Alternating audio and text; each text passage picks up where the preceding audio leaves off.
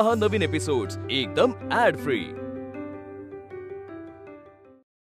काकू एक विचारू तुम्हाला? ममताबाई साहेबांचा मृत्यू नेमका कसा झाला होता? झाला नाही, घडवून आणलाय। म्हणजे त्या वरून पडल्या नाहीत, त्यांना कोणीतरी धक्का दिला, बरोबर ना?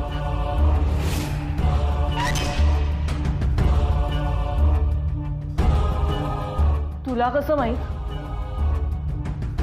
नेत्रा, मी तुला काहीतरी विचारतेय। मागे आजी म्हणाल्या होत्या की त्यांनी वरून उडी मारून आत्महत्या केली। तोच तर प्रॉब्लेम आहे। घरात सगळ्यांना हेच वाटतंय, पण सत्य वेगळं आहे। काय आहे सत्य? रुपालीने घडवून आणलंय सगळं। ती इतकी चलाख आहे ना की सगळं करून सवरून देखील तिचा संशय तिने कधीच कोणाला येऊ दिला नाही। सगळ्यांशी गोड गोड बोलून सगळ्यांना आपल्या ताटाखालचं मांजर बनवलंय। आणि तिच्या या अशा गोड वागण्यामुळे ममता वहिनीला तिनेच मारलंय, यावर कुणाचा विश्वासच बसत नाही। Good morning. चांगल्या गप्पा चालल्या आहेत सकाळी सकाळी। कसं आहे ना केतकी, एखाद्या विषयी जर आपल्या मनात संशय असेल ना, तर त्या व्यक्तीने कितीही काहीही चांगलं केलं तरी ती वाईटच ठरते। मला माहिती आहे तुझ्या मनात माझ्याविषयी संशय आहे, त्यामुळे तू हे असले आरोप करणारच। इट्स ओके, पण एक गोष्ट मनापासून सांगू का तुला? चुका करत करत ना माणूस शिकत जातो। तू एकच चूक वारंवार का करतेस केतकी? या सगळ्यामुळे तुला त्रास होतोय, हे कळतं का तुला? मुळात हे नेत्राला सांगायची काही गरजच नाहीये केतकी। तिला पण कळायला हवं ना, कोणावर जीव लावायचा कोणावर नाही। नाहीतर तू पुन्हा एका माणसाला तुझ्या पदराला बांधून देशील। त्याची काही गरजच नाहीये केतकी। असो, तू नको लक्ष देऊस या सगळ्यामध्ये, तुला त्रास होईल। शेखरनी जे काम तुला दिलंय ना, तेवढं करत राहा बस।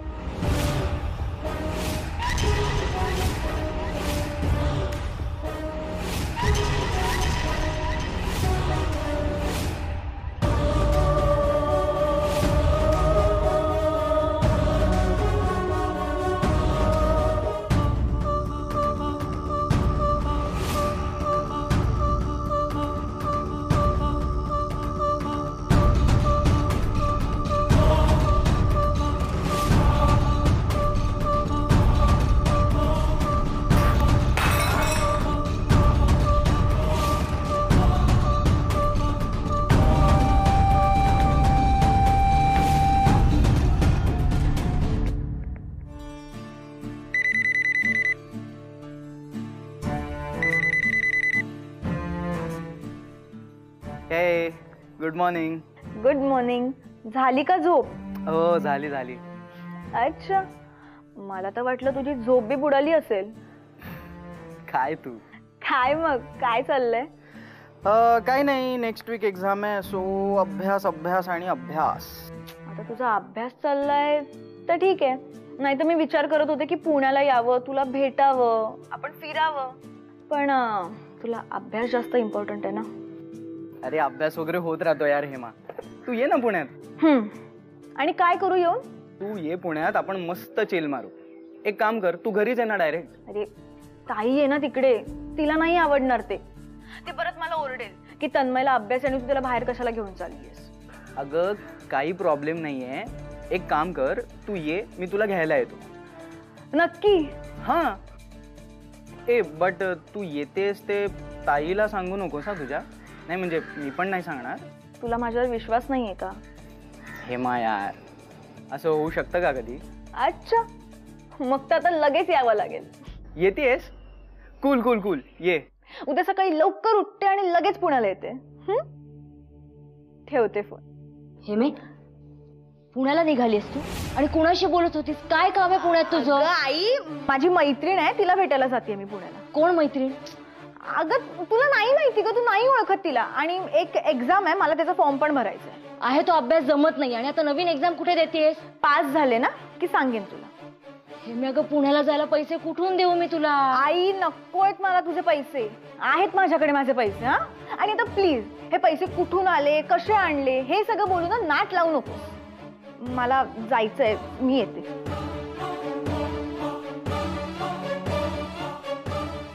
काय करावं ना ह्या पोरीचं मला खरंच कळत नाही. अहो मला नाही कळते काही. नाही म्हणजे या वेळेला यायला जमेल की नाही हेच कळत नाहीये. आता जेव्हा जमतं तेव्हा येऊन जाते की नाही मी. तसंच आहे, जमलं ना यायला तर नक्की येणार. हो पण ऐका, तुम्ही इथे फोन करत जाऊ नका ना. तसंच ठरलंय की नाही आपलं. आता ठेवा फोन. ताई,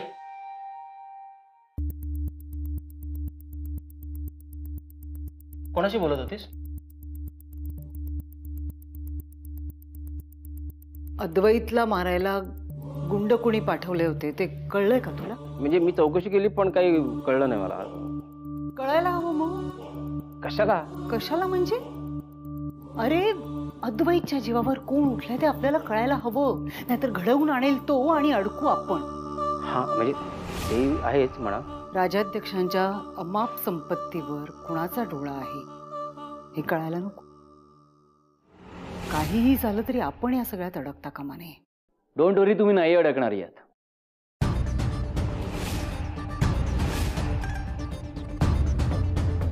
ते गुंड सध्या आउट ऑफ महाराष्ट्र आहेत आणि मी पैसे देऊन सगळं सेटल केलंय.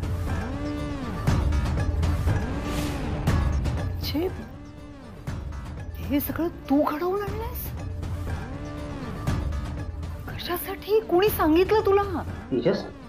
वेट लागला का तुला? हो हो काय हो? मामा, मेहनत माझी, दिवस रात्र कंपनीमध्ये मी राबतोय आणि कौतुक कोणाचं होतंय? त्या अद्वैतचं. तुझा दुसरा नवरा सगळं त्या अद्वैतच्या घशात घालायला निघालाय. तुम्हाला कळत नाहीये का अजून? आणि तो इथे का आलाय? तो इथे का आलाय? तो जर इथून गेला नाही ना, मी कोणत्याही थराला जाईन. मग मला बोलायचं नाही. तू असं काही करणार नाहीयेस. मग काय करू? तू अडचणीत येशील रे अशाने. Don't worry, I will manage. काय मॅनेज? हे बघ, तुला वाटतं तितकं सोपं नाही हे सगळं. आणि दुसरी गोष्ट म्हणजे तुझी इमेज खराब होईल. तुझ्या जीवाला धोका निर्माण होऊ शकतो तेजस. एकतर त्या शेखरशी पटत नाही तुझं. तुला कळतंय, तू काही करणार नाहीयेस. आम्ही आहोत, आम्ही करू काय करायचं ते. ठीक आहे? ठीक आहे? वचन दे तेजस, तू असं काहीही करणार नाहीस. वचन दे प्लीज. वचन दे. तू तू ताईला वचन दे. तू काही करणार नाहीस. वचन दे आधी. वचन दे.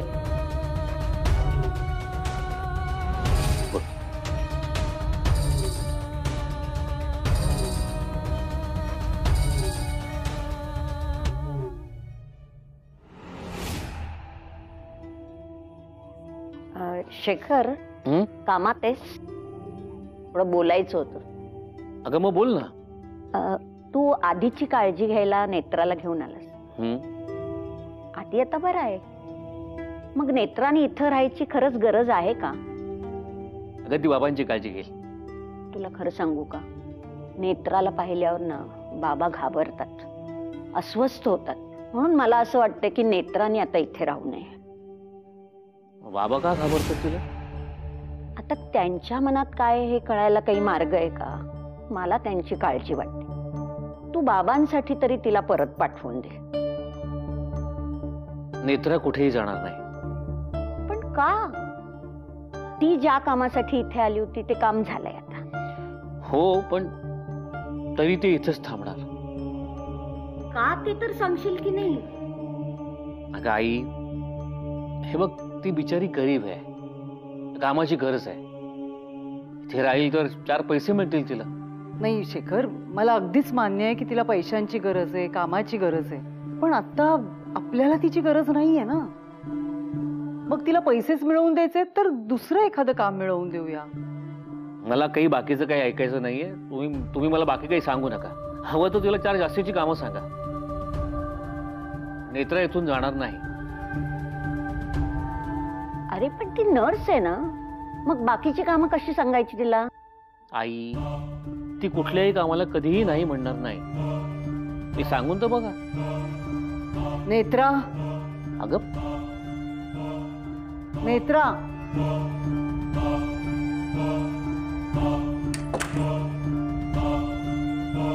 काय बाईसाहेब? अगं मी सकाळी कपडे वाळत घातले होते, सुकले असतील तर घेऊन येशील का? हो, मी घेऊन येते.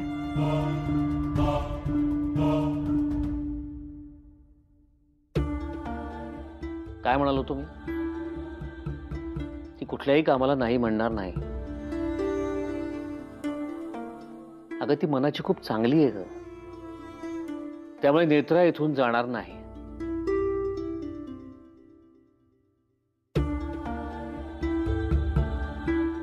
बोला आबा. नेत्रा, करमतंय का तिकडे? तुमची आणि आईची खूप आठवण येते. पण आबा, तुम्हाला सांगितलं ना मी, इथली माणसं खूप चांगली आहेत. आबा, तुम्ही आईशी बोललात का? हो बाळा. काय म्हणाली आई? आधी नाहीच म्हणत होती, नंतर तिलाच पटलं आणि वचन मागे घेतलं तिने. खरंच? पण बाळा, तिची एक अट आहे. अट? देवी आईने तुला जी दिव्य शक्ती दिली आहे त्याबद्दल एकाच माणसाला तू सांगावस. चालेल आबा, मला अट मान्य आहे. हो बाळा. हे बघ बाळा, मला असं वाटतं तू राजाध्यक्ष साहेबांनाच सांगावं. तेच समजून घेतील तुला. हो आबा, मलाही तेच वाटतंय. त्यांच्याशीच बोलेन मी. आबा, मला देवी आईने एक संकेत दिलाय,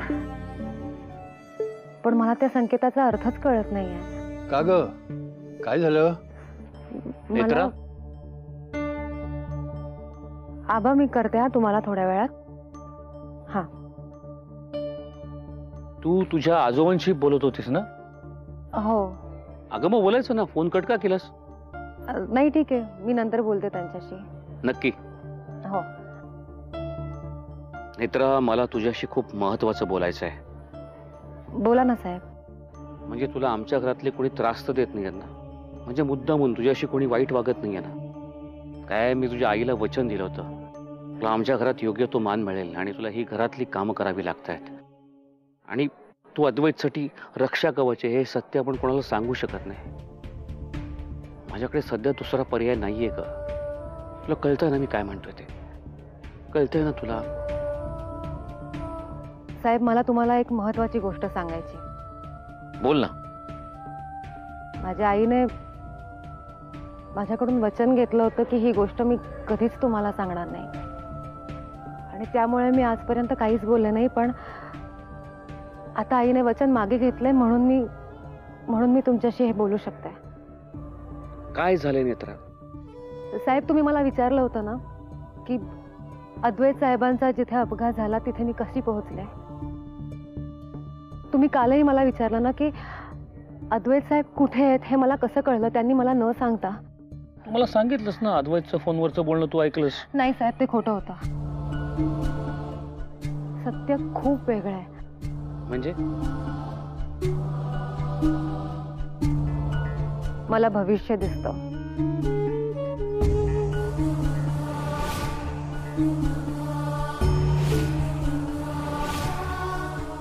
भविष्यात घडणाऱ्या घटना मला जशाच्या तशा दिसतात.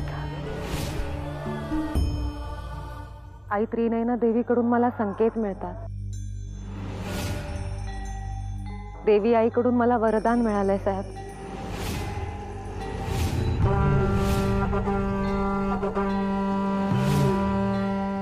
तुला भविष्य दिसतं?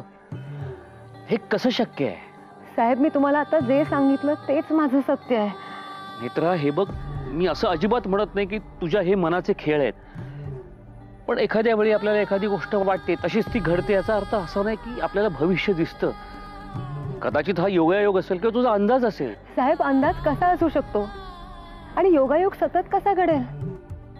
मी अद्वैत साहेबांना ओळखत सुद्धा नव्हतं जेव्हा मला त्यांचा पहिला संकेत मिळाला होता आणि मी त्या अपघाताच्या ठिकाणी पोहोचले होते. साहेब काल सुद्धा अद्वैत साहेबांनी कोणालाच सांगितलं नव्हतं ते कुठे जाणार आहेत. अगदी मलाही माहीत नव्हतं आणि कोणाचाही फोन मी ऐकला नव्हता. पण मला संकेत मिळाला म्हणून मी तुम्हाला सांगू शकले की ते पाषाण रोडवर आहेत.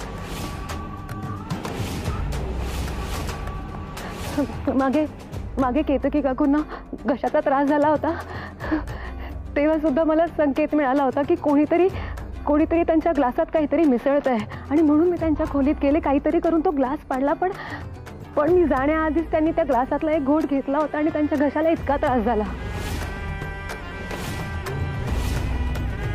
साहेब मी खरं सांगते, मला संकेत मिळतात. तुम्ही आजही माझ्या गावी जा आणि कोणालाही विचारा, ते आजही मला अपशकुनी काळ्या जिभेची म्हणतात हो. कारण त्यांना असंच वाटतं की मी जे काही वाईट बोलते तेच घडतं. पण साहेब तसं नाही आहे. मी जे बोलते ते नाही घडत, जे घडणार आहे तेच मी बोलते. आणि आज मी तुम्हाला हे सगळं सांगते त्याच्या मागे खूप महत्त्वाचं कारण आहे साहेब. साहेब मला एक संकेत मिळालाय आणि त्यावरून मी सांगू शकते की तुमची पहिली बायको ममता मावशी जिवंत आहेत.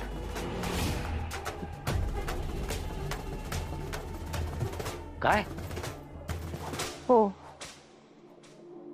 त्या जिवंत आहेत. आणि मला संकेत मिळालाय त्यात मी त्यांना गच्चीवरून खाली पडताना पाहिलंय.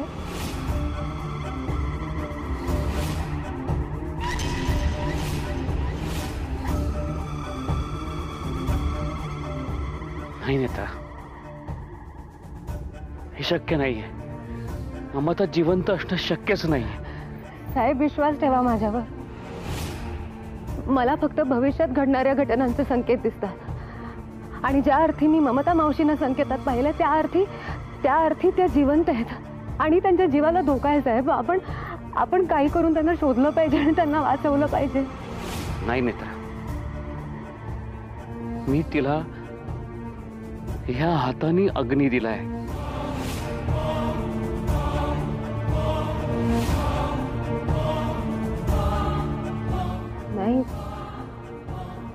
नाही साहेब, मला संकेत मिळाला आहे त्या जिवंत आहेत.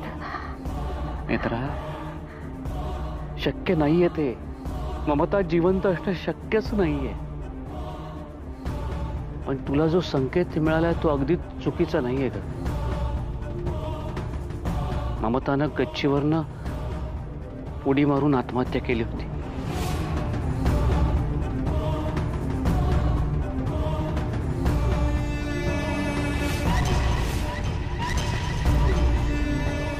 आत्महत्या? नाही साहेब, आत्महत्या नव्हती. त्यांना कोणीतरी गच्चीवरून ढकललं होतं.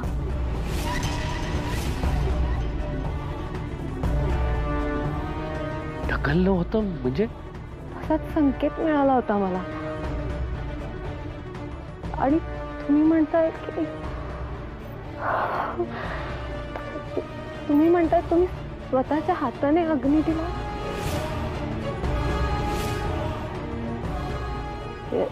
याचा अर्थ मला